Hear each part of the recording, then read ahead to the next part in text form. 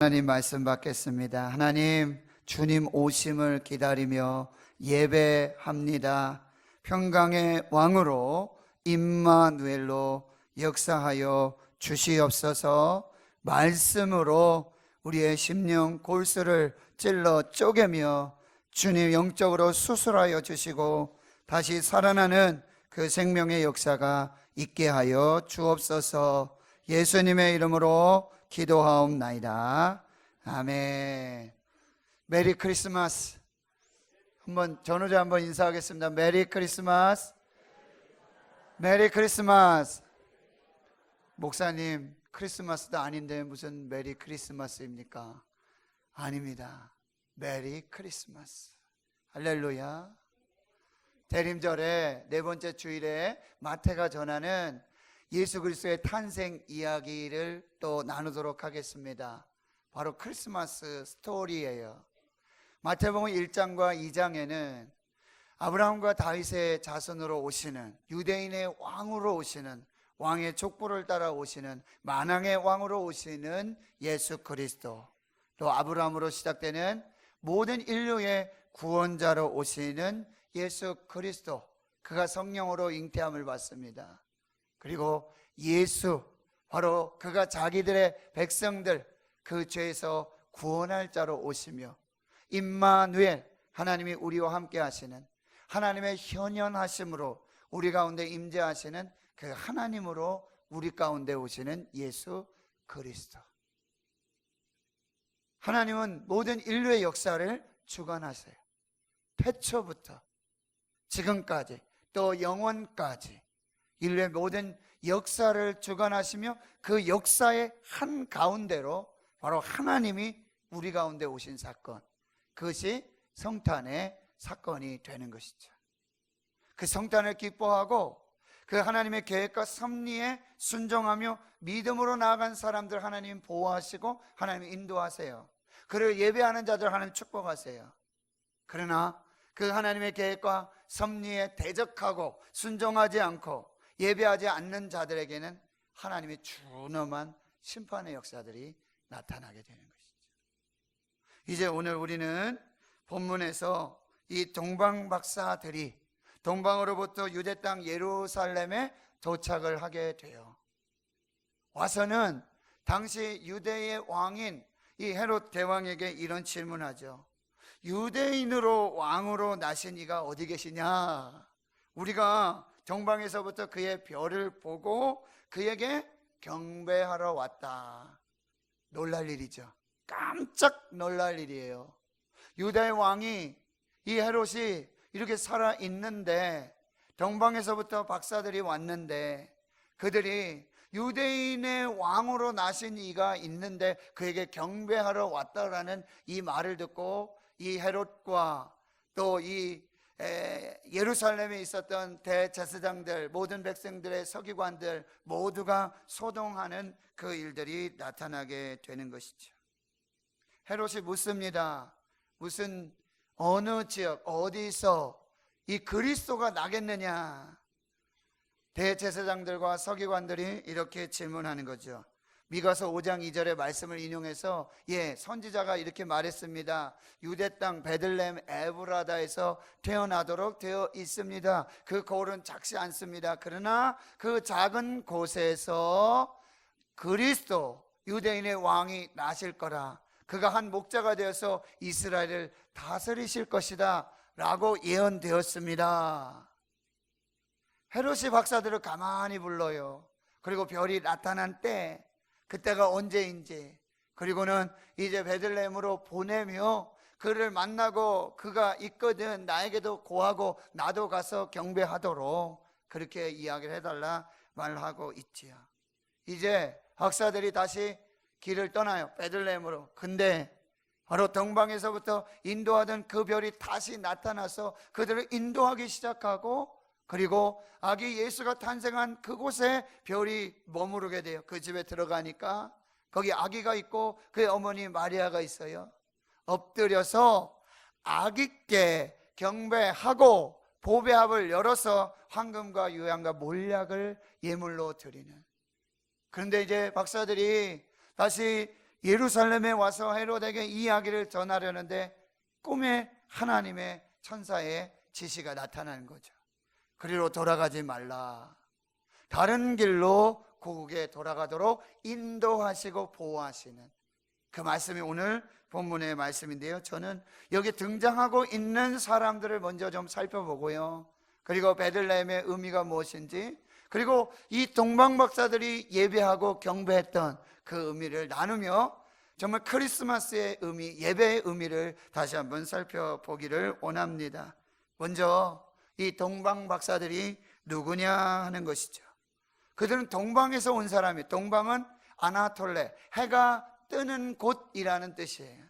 동쪽입니다. 아마도 지금 페르시아, 이란 지역을 가리키고 있습니다. 이 박사들은 헬라어 마고이라고 표현하는데요, 바로 페르시아의 사제들을 가르칠 때 마고이라고 부른다고 합니다. 바로 이방세계 헬라 시대의 정신적 엘리트, 고대 근동의 동양의 지혜를 대변하고 있는 천문학, 철학, 그리고 심지어 마법에도 유능했던 사람들, 이 사람들이 바로 박사들입니다. 흔히 3명으로 알려져 있죠. 그러나 성경에는 3명이라고 되어 있는 건 아니에요. 박사들 이렇게 복수형으로 나와요. 그런데 아마도 이들이 드렸던 예물의 종류가 3가지였어요. 그러다 보니 3명의 박사들이 왔겠구나. 그렇지 않습니다.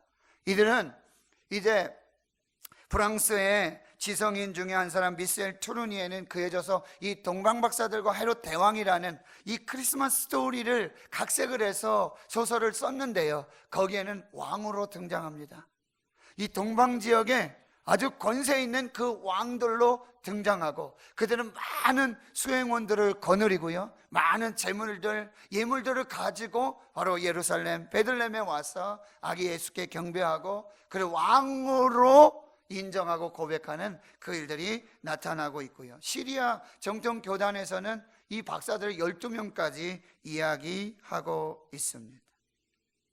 이 동방에서 온 박사들, 이들이야말로 하나님이 예언하신 메시아 그리스도를 기다리던 사람들이었다는 거예요. 오히려 유대 땅에 베들레헴에 대제사장들과 서기관들, 율법을 알고 하나님을 기다린다고, 메시아를 기다린다고 했던 그 사람들은 눈이 어두워져요. 깨닫지 못해요. 분별하지 못해요.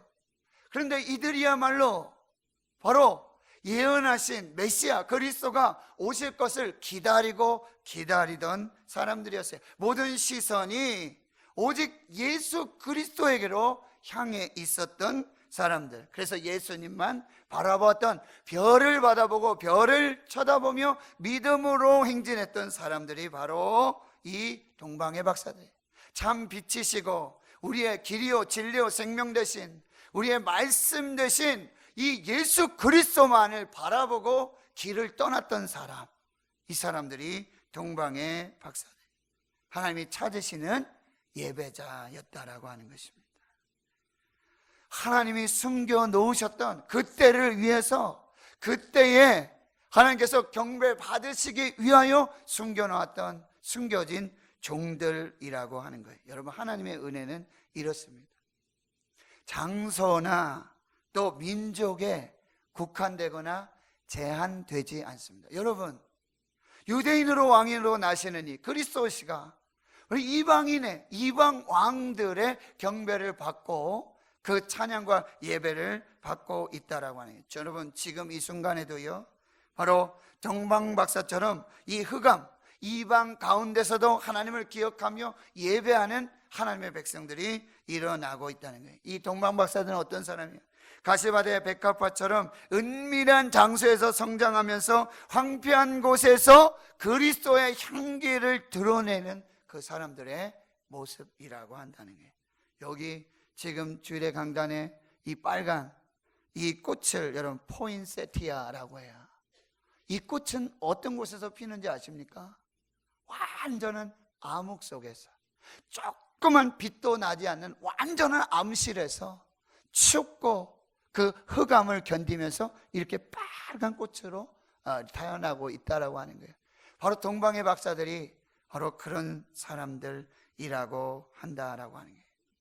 여러분들이 이 동방의 박사처럼 오직 예수님만 기다리고, 오직 예수님만 경배하고, 오직 예수님으로 기쁘고, 오직 예수님으로 충만한 예배하는 주의 백성들이 되시길 축원합니다.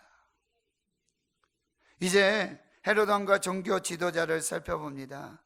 동방 박사들은 별을 보고 유대 예루살렘에 이르러서 이 헤롯 왕에게, 이 헤롯 왕은 헤롯 대제로 불리고 있는데 이두메 출신의 이방인의 왕이었어요.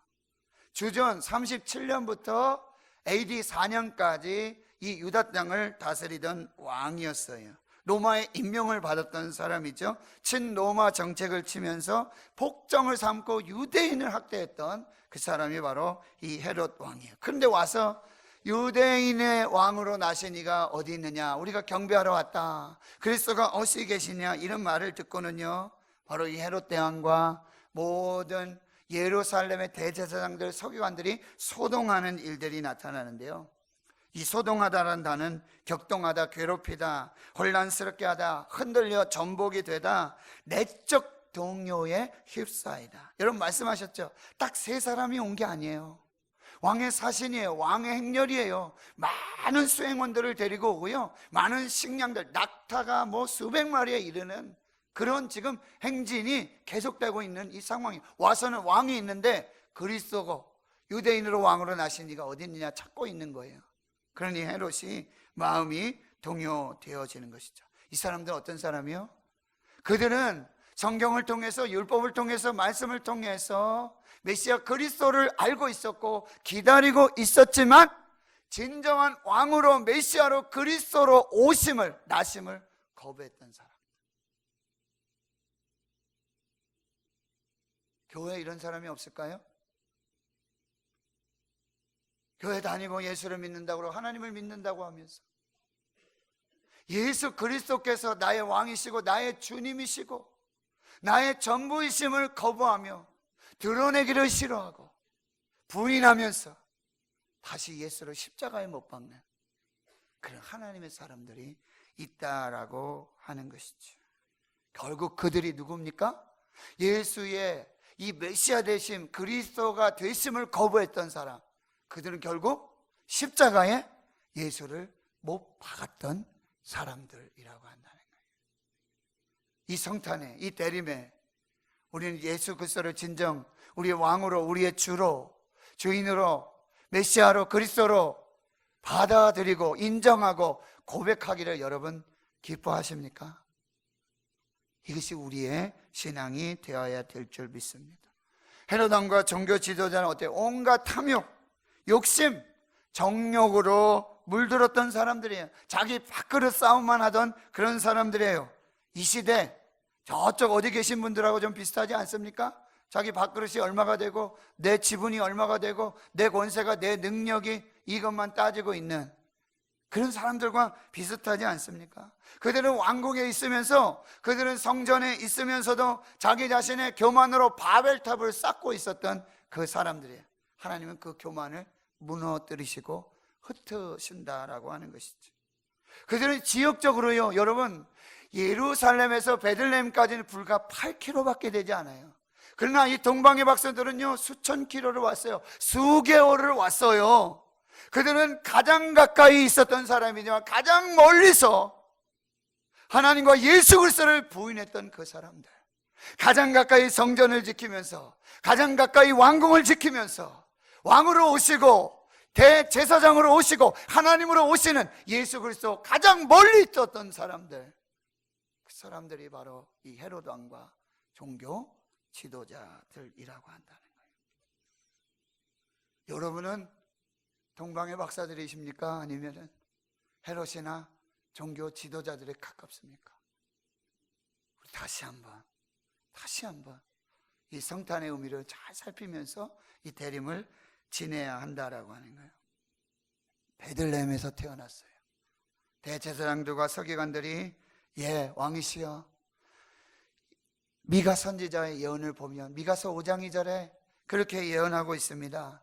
바로 베들레헴입니다. 에브라다, 에브랏, 그 유다족 속의 가장 작은 거울입니다. 그런데 거기 이스라엘 다스릴 자가 나올 것이라고 예언되어 있습니다. 그가 이스라엘의 목자가 될 것이라 예언하고 있습니다. 여러분, 베들레헴 에브라다, 이것은 다윗의 고향이고요, 다윗의 아버지 이새의 고향, 이새의 아버지 보아스의 고향이 바로 이 베들레헴, 떡집이라는 뜻이 있고요.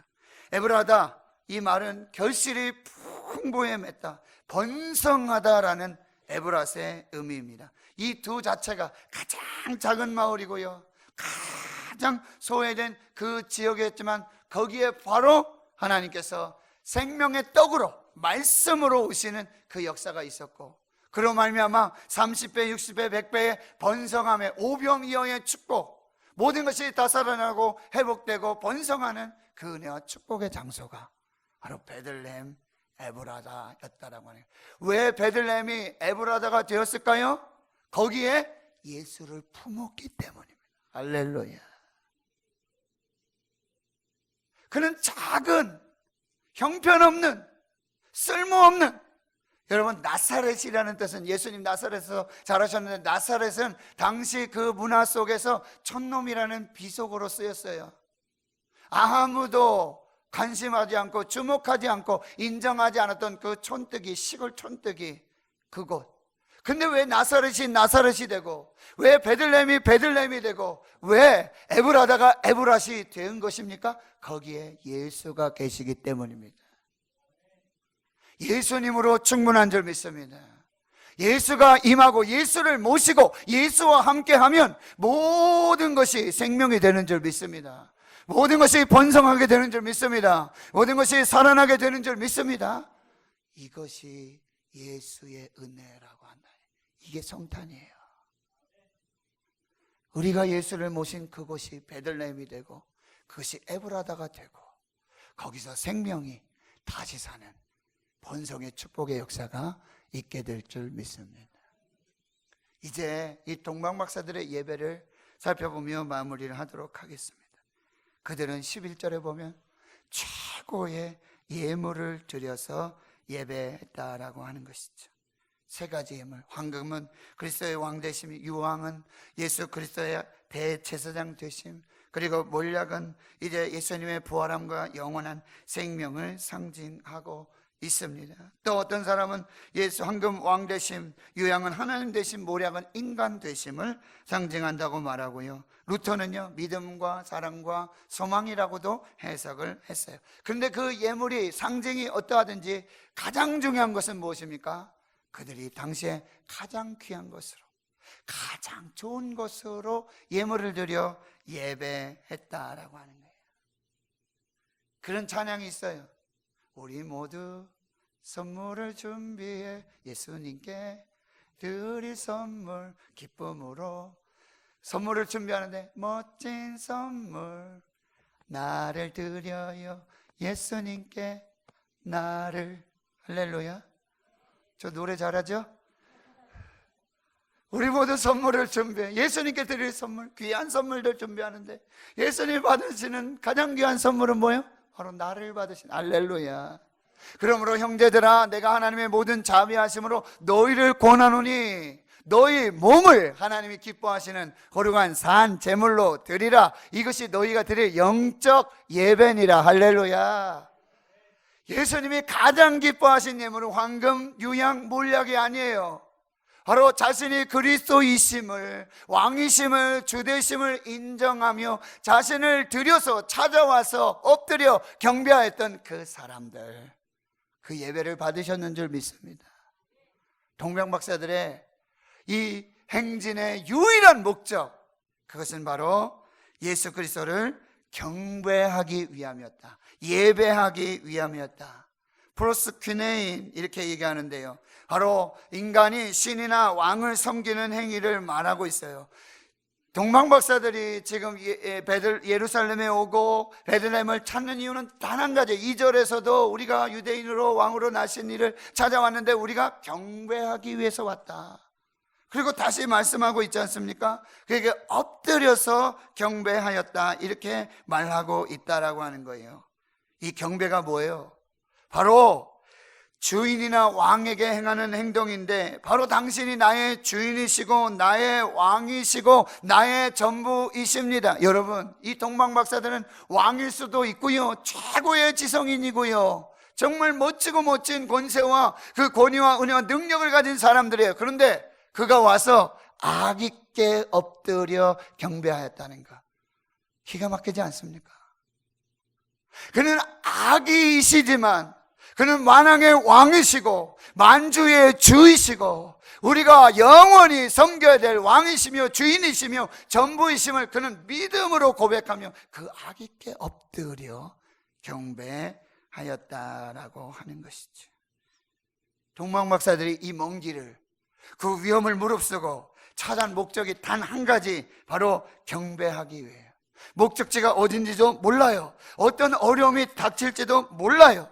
그런데 별 하나만을 보고 길을 떠나, 그리고 결국 만났던 그 왕이 유대인으로 왕으로 나시니 그 왕이 악이었다는 거예요. 그럼에도 불구하고 그들은 바로 예배하고 경배하였다라고 하는 거예요. 여러분, 예배는 뭐예요? 우리의 생명을 바쳐서 예수님을 만나려고 하는 결단이 바로 예배라고 하는 거예요. 여러분, 오늘 예배 오실 때 생명의 위협을 느끼셨나요? 혹시 그러셨나요? 그럼에도 불구하고 내가 예수님을 만나야 되겠다, 예수님을 예배해야 되겠다, 예수님을 경배해야 되겠다, 이것이 참 예배요, 참된 예배자라는 사실이에요. 하나님은 이 예배자들을 인도하시는 줄 믿습니다. 이 예배자들을 축복하시는 줄 믿습니다. 이 예배자들을 살려주시는 줄 믿습니다. 크리스마스는 뭐예요? 크리스트 그리고 마스, 이게 합성어예요. 크라이스트 플러스 마스, 이게 합성어예요. 크라이스트는 예수 그리스도, 그리고 마스는 프랑스어로 미사라는데, 미사, 예수 그리스도를 예배하라, 예수 그리스도를 경배하라, 이것이 크리스마스예요. 다시 한번 하겠습니다. 메리 크리스마스, 메리 크리스마스, 메리 크리스마스. 뭐예요? 우리가 기쁨으로 감사로 하나님을 예배하자, 기쁨으로 예수 그리스도를 예배하자, 기쁨으로 예수 그리스도를 경배하자, 이것이 크리스마스라고 한다는 것이죠. 이 동방박사들은 거리의 한계를 극복하고 예수님을 경배했어요. 수천 킬로가 넘는. 그러나 이 헤롯 왕과 이 제사장들, 서기관들은 8km밖에 떨어져 있지 않았지만 그것을 찾아가지 않고 예배하지 않아요. 여러분, 한국 교회 초기 성도님들 여러분 이야기 많이 들어보셨죠? 교회를 얼마나 사모하고 예배를 얼마나 사는. 사경회가 열린다 그러면 어떻게 간다고요? 여러분, 지게에다가 뭐부터 싣고, 솥 달고, 그렇죠? 이불 달고, 그렇죠? 그릇 달고, 그리고 수십 리길을 걸어가서 애 달고, 젖먹이 달고, 업고, 걸리고, 그리고 사경에 가서 예배하고 말씀 듣고. 여러분, 이 전통이 100여 년이 지났는데요, 사라지고 있어요. 예배가 소홀히 돼요. 아유, 거리가 멀어서요, 형편이 안 돼서요. 그냥 집에서 예배하죠. 뭐 가까운 데서 예배하죠. 동방의 박사들 그렇게 하지 않았어요. 여러분, 새벽송이 지금 사라지고 있는데 너무너무 안타까워요.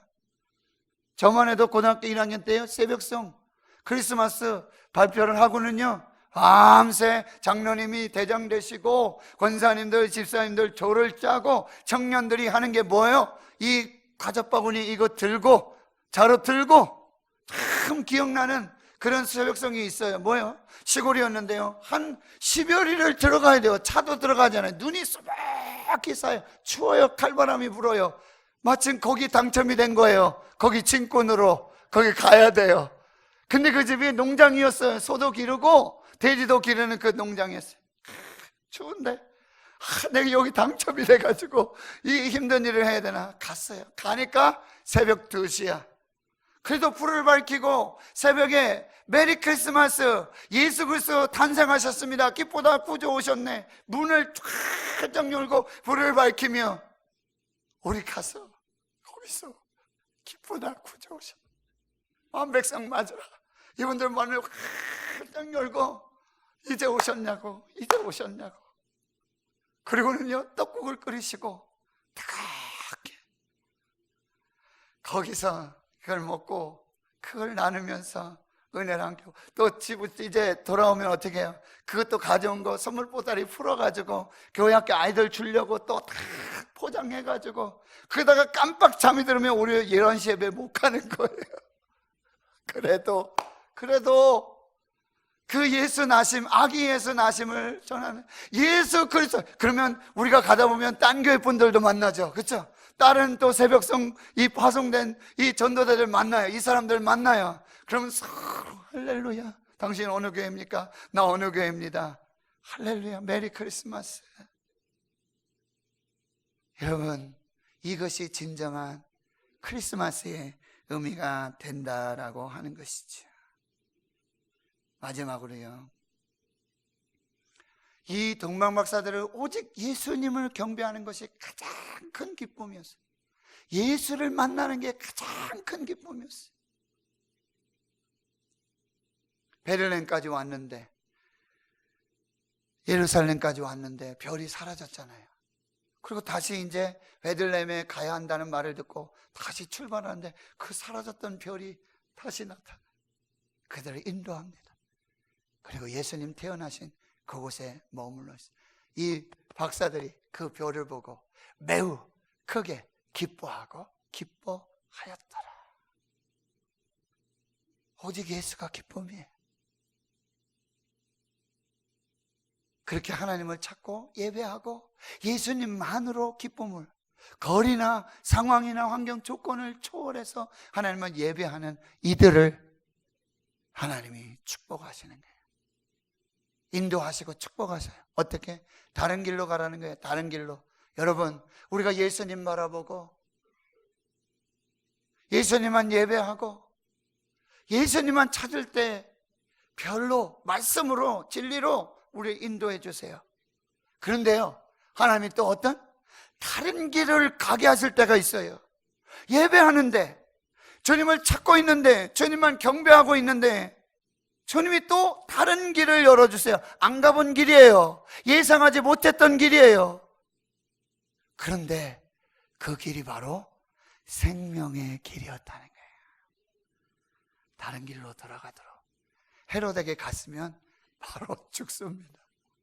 근데 하나님이 예배하는 그들을, 별을 보고 그 깜깜한 어둠 속에, 그 흑암 중에 아무것도 보이지 않는 그곳에 별로 인도하시고